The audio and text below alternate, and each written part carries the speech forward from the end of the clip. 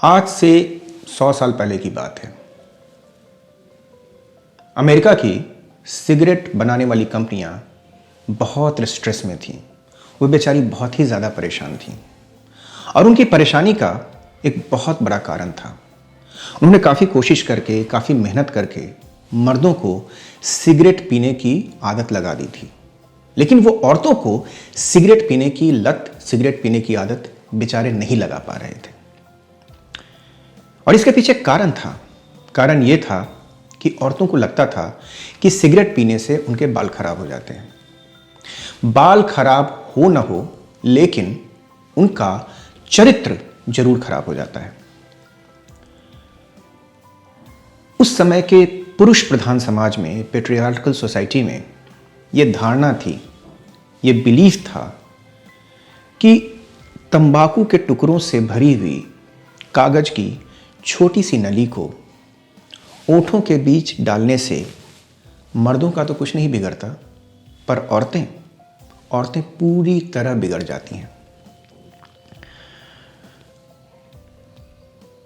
Cigarette की कंपनियों के मालिक जानते थे कि ये जो दुनिया की आधी आबादी है औरतों की, अगर वो इन्हें सिगरेट पिलाने में कामयाब हो गए तो उनका प्रॉफिट आकाश छूने लगेगा। उनके बैलेंस शीट की बॉटम लाइन पागल हो जाएगी। लेकिन वो ये काम करें कैसे, ये उनकी समझ में बिल्कुल भी नहीं आ रहा था। एक कहावत है, भगवान के घर में देर है अंधेर नहीं। एक दूसरी कहावत है, हर रात के बाद एक सुबह होती है। तो इन अरबपति कंपनियों के मालिकों का दुख भगवान से बहुत दिनों तक देखा नहीं गया।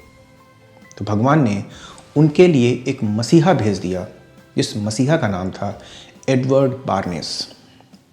एडवर्ड बार्नेस पब्लिक रिलेशंस और मार्केटिंग में माहिर आदमी था, जीनियस था।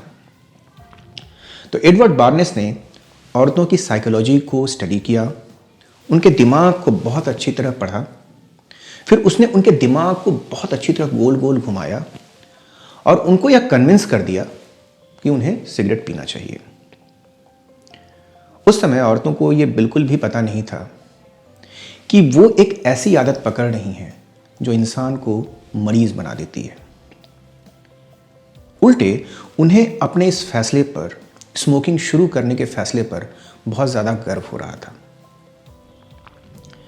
एडवर्ड बार्नेस ने यह काम कैसे किया, कैसे उसने औरतों को मैनिपुलेट किया ताकि वो सिगरेट पी सकें, आज हम इसी कहानी को, इसी कथा को कथालोक में एक्सप्लोर करेंगे।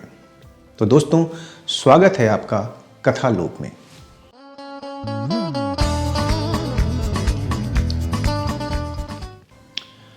तो आज हम चलते हैं 100 साल पहले के अमेरिका में।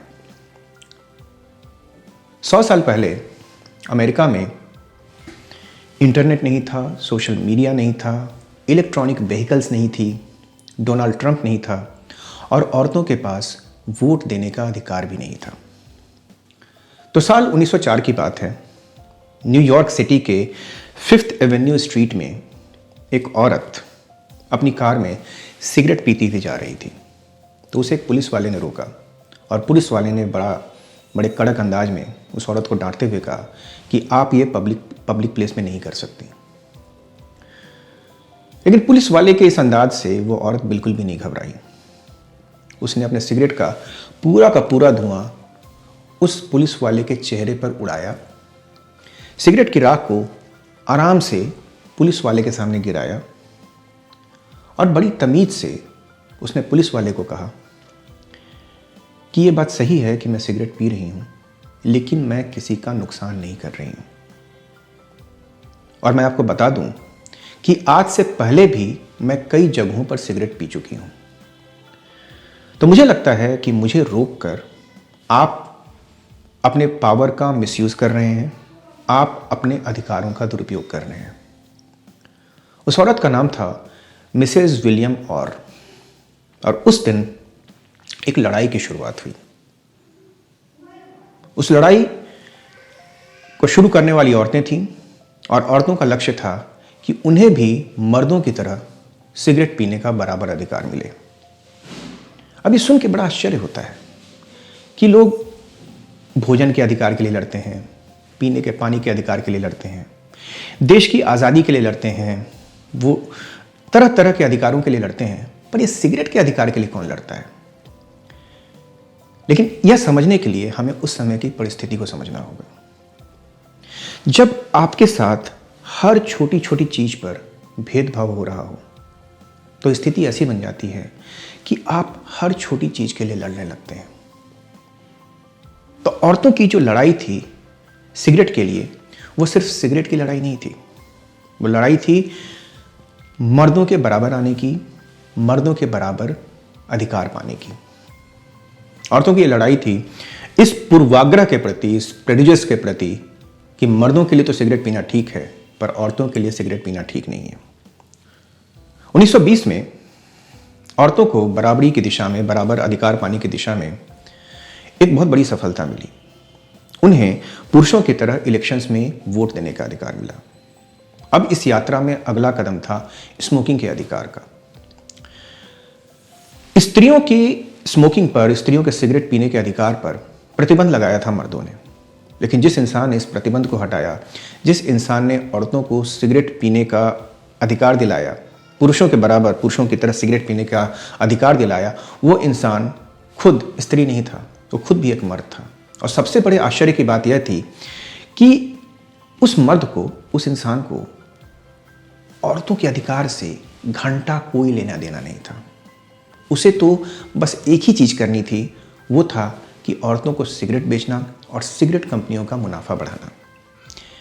1920 के पहले, 1920 का जो दशक है उसके पहले लकी स्ट्राइक नाम की कंपनी ने, लकी स्ट्राइक नाम की सिगरेट ने औरतों को बहुत सिगरेट बेचने की कोशिश की थी। उसने बहुत सारे एडवर्टाइजिंग कैंपेन्स की थी, बहुत सारे इश्तिहार छपवाए थे, लेकिन वो अपने काम में बिल्कुल सफल नहीं हुए थे, क्योंकि सिगरेट और औरतों के साथ एक ऐसा टैबू जुड़ा हुआ था, एक ऐसी धारणा जुड़ी हुई थी जिस टैबू से निकल पाना बड़ा मुश्किल था। जो सिगरेट कंपनियां पिछले 10-15 साल से औरतों को सिगरेट बेचने की कोशिश कर रही थीं और पूरी तरह से इस लड़ाई में हार गई थी। फिर एक दिन ऐसा हुआ कि अमेरिकन टोबैको कंपनी, जो उस समय अमेरिका की सबसे बड़ी सिगरेट बनाने वाली कंपनी थी, उसके सीईओ जॉर्ज वाशिंगटन हिल एडवर्ड बार्नेस से मिलने आए। एडवर्ड बार्नेस मार्केटिंग की दुनिया में उनको भरते हुए सितारे थे। उनको साइकोलॉजी की उन पर जबरदस्त पकड़ थी, और उससे भी बड़ी बात कि वो सिगमंड फ्रायड के भतीजे थे।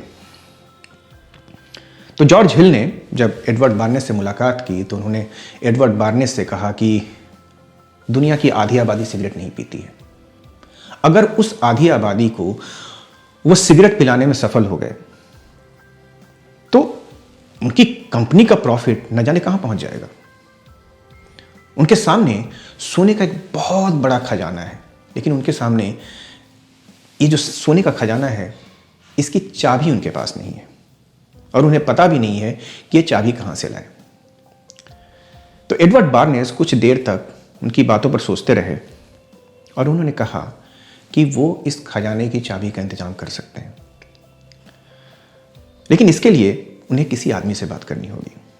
तो उन्होंने उसी समय डॉक्टर ए हिल को फोन लगाया। Doctor A Hill Sigmund Freud के सबसे मशहूर और सबसे टैलेंटेड स्टूडेंट थे।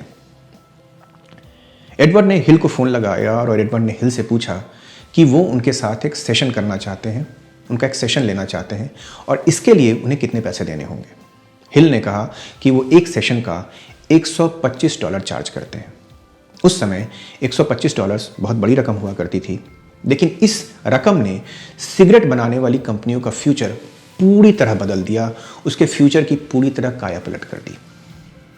तो एडवर्ड जब हिल से मिलने गए तो एडवर्ड ने हिल से कहा कि वो औरतों को सिगरेट पिलाने का लक्ष्य रखते हैं, वो औरतों को सिगरेट पिलाना चाहते हैं, लेकिन वो इस लक्ष्य में कामयाब नहीं हो पा रहे हैं, तो उन्हें क्या करना चाहिए। तो हिल ने उनकी बात का जवाब दिया। हिल ने उनसे कहा कि आप सिगरेट को सिगरेट के रूप में मत देखिए। सिगरेट सिर्फ एक प्रोडक्ट नहीं है, सिगरेट औरतों के लिए टॉर्चेज ऑफ फ्रीडम है, आज़ादी की मशालें हैं। सिगरेट वो चीज़ है जो औरतों के होंठों को गुदगुदाता है और उन्हें इंस्पायर करता है, उनमें हिम्मत जगाता है, उनमें साहस जगाता है कि इंसान, मर्द जो उनके साथ आज तक अत्याचार करता आ रहा है, उसके खिलाफ वो आवाज उठा सके। सिगरेट औरतों के लिए वो रास्ता है जिससे वो मर्दों के बराबर हो सकती हैं। यह बात सुनकर जब एडवर्ड घर आए तो उन्हें लगा कि ब्रिल ने बात तो बड़ी सही कही है। सिगरेट सिर्फ सिगरेट नहीं है, सिगरेट आजादी की मशालें हैं, सिगरेट टॉर्चेज ऑफ फ्रीडम है। लेकिन इस इंफॉर्मेशन का इस्तेमाल कैसे किया जाए? एडवर्ड बार्नेस की समझ में यह तो आ गया था कि अगर उन्हें औरतों को सिगरेट पिलानी है तो सिगरेट को किसी भी तरह औरत की आजादी, उसके फ्रीडम, उसके राइट टू इक्वालिटी से जोड़ना होगा। लेकिन यह काम कैसे किया जाए? उस समय अमेरिका में 2 दिन ऐसे हुआ करते थे जब पूरी की पूरी पब्लिक, लगभग पूरी की पूरी पब्लिक सड़कों पर आती थी, जश्न मनाने आती थी। पहला दिन था अमेरिका की आज़ादी का दिन और दूसरा दिन था ईस्टर संडे। एडवर्ड ने सोचा कि आज़ादी के दिन अमेरिका की जो जनरल पब्लिक है वो सड़कों पर तो आती है, पर वो बहुत ज़्यादा पटाखे छोड़ती है, वो बहुत ज़्यादा जश्न मनाती है, बहुत ज़्यादा शोरगुल करती है। तो इस समय अगर वो अपना मैसेज पहुंचाने की कोशिश करें तो कोई भी उनकी बात पर ध्यान नहीं देगा, लोग उनको अटेंशन नहीं देंगे। दूसरा दिन जो था ईस्टर संडे, ईस्टर संडे पर अमेरिका की जो पब्लिक है वो सड़क पर आती है, वो परेड में शामिल होती है, लेकिन वो बहुत शोरगुल नहीं करती है, जश्न नहीं मनाती है। तो एडवर्ड को लगा कि ये वो समय है जब वो अपना मैसेज लोगों तक पहुंचा सकते हैं और सिगरेट और औरतों के बारे में जो टैबू है उसको तोड़ सकते हैं। तो अपने काम के लिए एडवर्ड बार्नेस ने हाई सोसाइटी की काफ़ी अच्छी दिखने वाली, स्टाइलिश और एजुकेटेड औरतों को हायर किया और उनको पैसे दिए। 1929 का साल था, ईस्टर परेड शुरू हो चुकी थी, ईस्टर संडे की ईस्टर परेड शुरू हो चुकी थी। सारे लोग न्यूयॉर्क के 5th एवेन्यू में उस परेड में शामिल थे। तभी एडवर्ड की हायर की हुई ये सारी औरतें वहाँ पहुँची बारी बारी से। उन्होंने काफ़ी अच्छे कपड़े पहन रखे थे, काफ़ी स्टाइलिश कपड़े पहन रखे थे और उन्होंने अपने बैग से सिगरेट निकाले और वो सबके सामने बहुत ही कंफर्टेबली, बहुत ही आराम से वो सिगरेट पीने लगी। उन्हें इस बात से बिल्कुल सरोकार नहीं था कि लोग उन्हें देख रहे हैं, लोग कैसा रिएक्शन दे रहे हैं। वो ऐसा सिगरेट पी रही थी जैसे वो कई सालों से सिगरेट पीती आ रही हैं और ये उनकी ज़िंदगी का एक अभिन्न हिस्सा है। एडवर्ड ने इस बात की खबर पहले ही न्यूज़पेपर्स को दे रखी थी। तो न्यूज़पेपर्स के फोटोग्राफर्स और जर्नलिस्ट इस बहुत बड़ी घटना को कवर करने के लिए वहाँ पहुँच चुके थे। तो उन्होंने इन औरतों की ढेर सारी तस्वीरें खींची। अगले दिन अमेरिका के बड़े बड़े अखबारों में इन औरतों की सिगरेट पीते हुए तस्वीर छपी हुई थी। अखबारों में लेख छपे हुए थे, इंटरव्यूज छपे हुए थे और पहली बार ऐसा हुआ कि लोगों ने इतने बड़े स्तर पर इतनी क्लासी औरतों को, इतनी स्टाइलिश औरतों को सिगरेट पीते हुए देखा। तो अगले 1.5 महीने तक इस बात पर चर्चा चलती रही, औरतों की जो स्मोकिंग थी इस घटना पर चर्चा चलती रही और ये जो टैबू था वो धीरे धीरे टूटने लगा। अब तक लोग सिगरेट्स को गलत औरतों से एसोसिएट करते थे, वैसी औरतें जो अनएजुकेटेड हैं, क्रिमिनल टाइप की हैं, जिनमें कोई क्लास नहीं है, जिनमें कोई कल्चर नहीं है। वैसी फिल्में भी बनती थी, फिल्मों में सिर्फ जो निगेटिव फीमेल कैरेक्टर्स होती थी वो सिगरेट पीती थी, पॉजिटिव फीमेल कैरेक्टर्स जो भी होती थी उनको कभी भी सिगरेट पीते हुए नहीं दिखाया जाता था। लेकिन उस घटना के बाद, 5th एवेन्यू की इस घटना के बाद, अखबारों में बड़ी बड़ी तस्वीरों को देखने के बाद लोगों का नज़रिया सिगरेट और औरतों के बारे में पूरी तरह बदलने लगा और 1.5 महीने बीतते बीतते लोग ये कन्विंस हो गए कि एक अच्छी, एक एजुकेटेड और एक कल्चर्ड औरत भी सिगरेट पी सकती है और इसमें कुछ गलत नहीं है। सिगरेट की बिक्री बढ़नी शुरू हो गई, तेजी से बढ़ने लगी। जो टैबू पिछले 100 साल से चला रहा था, जिसको बड़ी बड़ी एडवर्टाइजिंग कैंपेन्स नहीं तोड़ पाई, उस टैबू को उस धारणा को, उस बिलीफ को कुछ औरतों ने परेड में सबके सामने सिगरेट पीकर हमेशा हमेशा के लिए तोड़ दिया। लेकिन यह कैंपेन यहीं खत्म नहीं हुआ। एडवर्ड बार्नेस ने अखबारों को एक भी रुपया नहीं दिया था कि वो ये आर्टिकल्स छापे। अखबार वाले ये आर्टिकल्स अपने आप छाप रहे थे। तो एडवर्ड बार्नेस की जो एडवर्टाइजिंग कैंपेन थी कि औरतों को सिगरेट पिलाई जाए, इसमें एडवर्ड बार्नेस का एक रुपया भी खर्च नहीं हो रहा था। अखबार वाले जाने अनजाने एडवर्ड बार्नेस की सिगरेट का औरतों के बीच एडवर्टीजमेंट कर रहे थे। और इसके बाद तो और भी एक बहुत बड़ी चीज हुई। वो बड़ी चीज ये हुई कि फिल्मों ने इस चीज को पकड़ लिया। उसके पहले फिल्में सिर्फ निगेटिव कैरेक्टर को सिगरेट पीते हुए दिखाती थी, लेकिन अब फिल्में जो बनने लगी उसमें जो फीमेल कैरेक्टर स्मार्ट होती थी, कॉन्फिडेंट होती थी, बोल्ड होती थी, एजुकेटेड होती थी, रिच होती थी, उसको सिगरेट पीते हुए दिखाया जाने लगा। तो धीरे धीरे ऐसा माहौल बन गया कि लोग इस बात पर विश्वास करने लगे कि सिगरेट और एक कल्चर्ड औरत के बीच एक बहुत बड़ा गहरा रिश्ता है। और जो कल्चर्ड औरतें होती हैं वो सिगरेट पीती हैं, और सिगरेट पीने वाली औरतें काफ़ी कल्चर्ड होती हैं, काफ़ी सिविलाइज्ड होती हैं, काफ़ी एजुकेटेड होती हैं। इसका असर अभी तक है। हाल में नेटफ्लिक्स ने एक टेलीविज़न सीरीज़ बनाई थी, house of cards. House of cards के सीज़न 2 के ट्रेलर में उस वेब सीरीज़ की एक जो बहुत महत्वपूर्ण कैरेक्टर है, क्लेयर ईशरवुड, उसको बड़े केयरलेस स्टाइल में सिगरेट पीते हुए दिखाया गया। उस ट्रेलर में वो कुछ नहीं कर रही है, बस बैठी हुई है, देख रही है आगे और सिगरेट को पी रही है। तो सिगरेट जैसी एक छोटी सी चीज से उस ट्रेलर में वेब सीरीज बनाने वालों ने यह कम्युनिकेट कर दिया कि क्लेयर एक ऐसी औरत है जो बहुत ही पावरफुल है, बहुत ही स्ट्रांग है, बहुत ही कॉन्फिडेंट है और पूरी स्थिति उसके कंट्रोल में है। उसकी सारी फोर्सफुल क्वालिटीज़ को, उसकी सारी अच्छी क्वालिटीज़ को एक सिगरेट ने बहुत ही सिंपल अंदाज में कम्युनिकेट कर दिया। तो इस कैंपेन के बाद औरतें काफ़ी तेज़ी से सिगरेट पीने लगीं। सिगरेट्स की सेल काफ़ी बढ़ गई। औरतों को यह महसूस होने लगा कि वो मर्दों के बराबर हो चुकी हैं। और इस पूरी कैंपेन का मास्टरमाइंड एडवर्ड सिगरेट कंपनी के मालिकों के साथ बैठा हुआ हंस रहा था और ढेर सारा मुनाफा बटोर रहा था। यहां पर अमेरिका और भारत के बीच एक बड़ा ही अद्भुत संयोग दिखता है, एक बड़ा ही इंटरेस्टिंग कोइंसिडेंस दिखता है।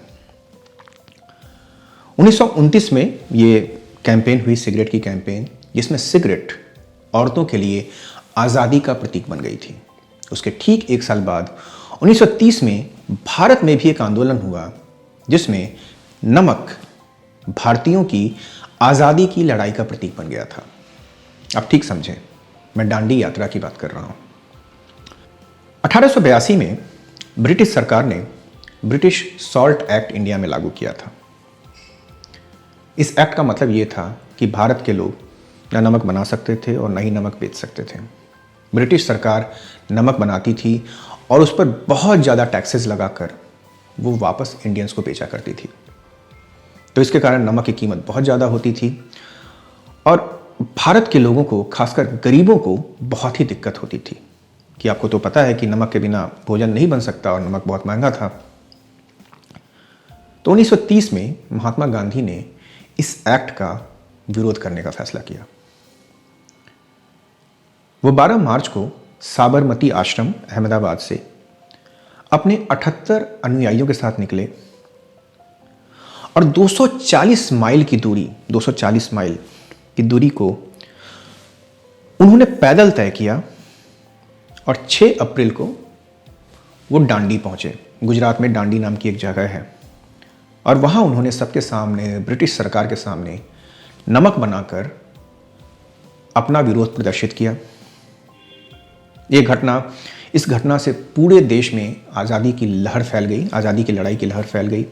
पूरे देश में ब्रिटिश सरकार ने तकरीबन 60,000 स्वतंत्रता सेनानियों को, फ्रीडम फाइटर्स को अरेस्ट किया। और उस समय हमारे देश में सविनय अवज्ञा आंदोलन यानी सिविल डिसोबीडियंस मूवमेंट की शुरुआत हुई। तो आपने देखा कि किस तरह से सिगरेट जैसी चीज अमेरिका में औरतों की आज़ादी का प्रतीक बन गई थी और नमक जैसी चीज भारत में भारतीयों की आज़ादी का प्रतीक बन गई थी। हालांकि इसके अलावे एडवर्ड बार्नेस की सिगरेट कैंपेन और गांधी जी की दांडी यात्रा में कोई और रिलेशन नहीं है। एडवर्ड बार्नेस औरतों को सिगरेट बेचना चाहता था ताकि कंपनियां मुनाफा कमा सके, लेकिन गांधी जी दांडी यात्रा के द्वारा, नमक के द्वारा वो भारतीयों को आज़ादी दिलाना चाहते थे। लेकिन यहां एक बात साफ होती है कि एक छोटी सी चीज, एक बहुत ही ऑर्डिनरी चीज भी अगर किसी बहुत बड़े आंदोलन का प्रतीक बन जाए तो समाज को बहुत गहरे में बदलने की क्षमता रखती है। एडवर्ड बार्नेस ने जो सिगरेट की कैंपेन की, इसका असर आज तक दिखता है। आपको तो पता ही होगा, आजकल ईरान में एक बहुत बड़ा आंदोलन चल रहा है।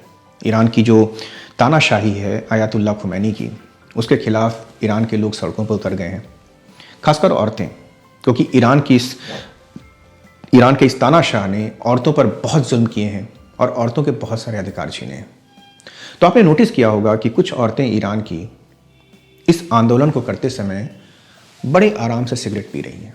अब सिगरेट पीना अपने आप में कोई बहुत बड़ी चीज़ नहीं है, लेकिन ईरान जैसे देश में जहां अगर औरत हिजाब भी ना पहने तो उसको बहुत कड़ी सजा दी जाती है, वहां एक औरत सबके सामने पब्लिक में सिगरेट पी रही है, जो इस बात का सिंबल है कि अब औरतें बगावत करने पर उतारू हैं और औरतों में अपना अधिकार मांगने की हिम्मत है और वो उस देश के एक बहुत ही क्रूर और एक पावरफुल तानाशाह से टक्कर लेने को तैयार है।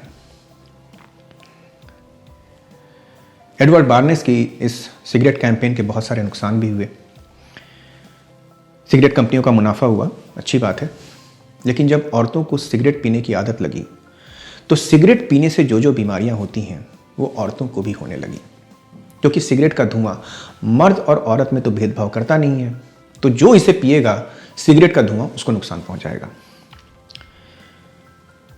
तो कुछ दशकों में औरतों में सिगरेट से होने वाली बीमारियां बहुत फैल गईं, लेकिन धीरे धीरे जो शिक्षित औरतें थीं, जो एजुकेटेड विमेन थी, उनमें सिगरेट से होने वाली बीमारियों के प्रति जागरूकता आने लगी, अवेयरनेस आने लगी, तो उन्होंने सिगरेट पीना कम कर दिया।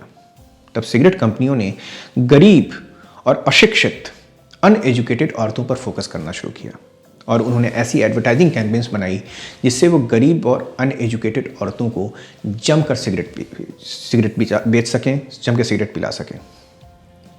तो उन्होंने गरीब और अनएजुकेटेड औरतों पर फोकस करने का फैसला किया और उन्होंने ऐसी एडवर्टाइजिंग कैंपेन्स बनाई जिससे ये गरीब और अनएजुकेटेड औरतें सिगरेट पीने की इच्छा जाहिर करें और ये कंपनियां उनको जमकर सिगरेट्स बेच सकें। न्यूयॉर्क सिटी के 5th एवेन्यू में हुई उस घटना के अब तकरीबन 100 साल, लगभग 100 साल बीत चुके हैं, 100 साल से थोड़ा कम। तो ऐसे में सवाल उठता है कि इस कैंपेन का समाज पर क्या असर पड़ा, ये जो कैंपेन थी वो सही थी या गलत थी।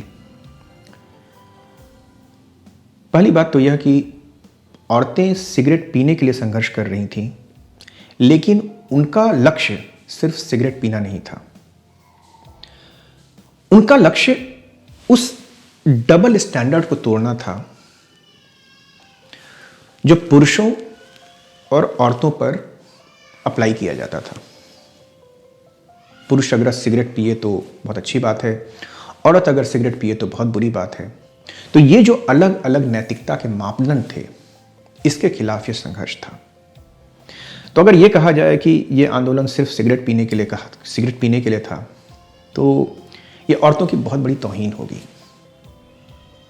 ये आंदोलन था बराबरी के अधिकार के लिए, आज़ादी के लिए, जिसमें सिगरेट पीना सिर्फ एक छोटा सा माध्यम था, एक छोटा सा जरिया था। दूसरी बात यह कि जैसा हम पहले भी बोल चुके हैं, जिन लोगों ने ये एडवर्टाइजिंग कैंपेन की जिन्होंने औरतों को यह झांसा दिया कि आप सिगरेट पी के मर्दों के बराबर हो सकती हैं, उन लोगों को औरतों की बराबरी के अधिकार से, औरतों की आज़ादी से बिल्कुल भी लेना देना नहीं था।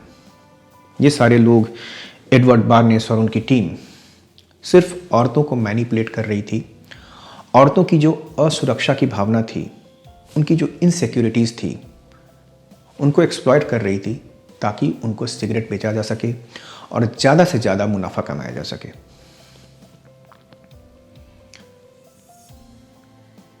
ऐसा पहली बार नहीं हुआ था कि कंपनियों ने अपना प्रोडक्ट बेचने के लिए लोगों की इनसिक्योरिटीज़ को, उनके इन्फीरियोरिटी कॉम्प्लेक्स को, उनके डर को एक्सप्लॉइट किया हो। एडवर्ड बार्नेस ने ये चीज़ बहुत बड़े लेवल पर की, लेकिन उसके बाद से अब तक कंपनियों ने इस चीज़ को एक आदत बना लिया है कि वो लोगों के कॉम्प्लेक्सेस को, लोगों के फियर्स को, लोगों की इनसिक्योरिटीज़ को, उनको एक्सप्लॉइट करती हैं, उनका शोषण करती हैं, ताकि उनको ऐसे प्रोडक्ट्स बेचे जा सकें जिससे उनका नुकसान भी हो तो कोई दिक्कत नहीं है। औरतों के पहले मर्दों में सिगरेट की लत लगाने के लिए भी सिगरेट की कंपनियों ने यही काम किया था। पहले मर्दों में भी सिगरेट बहुत पॉपुलर नहीं था, बहुत गंवार किस्म के लोग ही सिगरेट पिया करते थे और सिगरेट पीने को बहुत अच्छी आदत नहीं मानी जाती थी। तो सिगरेट कंपनीज ने ऐसी एडवर्टाइजिंग कैंपेन्स निकाली जिसमें ये दिखाया गया कि जो बहुत ही मैस्कुलिन होते हैं, जो बड़े असली मर्द होते हैं, बड़े डेयर डेविल्स होते हैं, वो सिगरेट पीते हैं। तो उन्होंने जब ये कैंपेन्स बनाई तो मर्दों को ये मैसेज गया कि जो मर्द सिगरेट पीता है वो असली मर्द है और उसमें मर्दानगी, उसमें पुरुषत्व, उसमें मैस्कुलिनिटी रोए रोए में भरी हुई है। तो आप देख रहे हैं कि जब सिगरेट कंपनियों को मर्दों को सिगरेट बेचना था तो उन्होंने मर्दों को यह झांसा दिया या मैसेज दिया कि भाई तुम जितना सिगरेट पियोगे उतना ही तुम मर्द होगे। और जब उन्हें औरतों को सिगरेट बेचनी थी तो उन्होंने औरतों को यह झांसा दिया कि अगर तुम सिगरेट पियोगी तो तुम उतनी ही आज़ाद हो, उतनी ही कॉन्फिडेंट हो, उतनी ही मर्दों के बराबर हो। अगर आपने भी अपनी ज़िंदगी में कभी देखा हो कि किसी कंपनी ने या किसी पॉलिटिकल पार्टी ने आपकी इनसिक्योरिटी को एक्सप्लॉइट करके आपको अपना प्रोडक्ट बेचा है या अपनी आइडियोलॉजी बेची है या आपका वोट मांगने की कोशिश की है या आपकी कुछ चीज़ लेने की कोशिश की है, तो वैसी कहानी को हमारे कमेंट सेक्शन में प्लीज़ ज़रूर शेयर करें। इससे क्या होगा कि हम एक दूसरे से अपनी कहानियाँ साझा करेंगे तो हम ज़्यादा से ज़्यादा इन चीज़ों के प्रति जागरूक बनेंगे। क्योंकि देखिए ऐसा है कि ये एक्सप्लॉयटेशन तो चलता ही रहेगा। सरकार कितने भी नियम बना ले, कितने भी कानून बना ले, ये जो बहुत ही सटल एक्सप्लॉयटेशन है इसको किसी कानून से नहीं रोका जा सकता है। अगर हम अपने आप को एक्सप्लॉयटेड होने से बचाना चाहते हैं, अपना शोषण होने से बचाना चाहते हैं, तो हमें जागरूक होना होगा, हमें ये समझना होगा कि ये जो हमसे पावरफुल लोग हैं ये हमें किस तरह से एक्सप्लॉयट करते हैं, हमारी भावनाओं का किस तरह शोषण करते हैं। तो दोस्तों आज के लिए बस इतना ही। आशा करता हूं कि औरतों में सिगरेट पीने की आदत कैसे डाली गई ये कहानी आपको पसंद आई होगी। अगर ये कहानी आपको पसंद आई, अगर ये वीडियो आपको पसंद आया तो प्लीज़ हमारे वीडियो को लाइक करें और हमारे चैनल को सब्सक्राइब करें। तो मिलते हैं अगले हफ्ते एक नई कहानी के साथ, एक नई कथा के साथ। तब तक के लिए गुड बाय।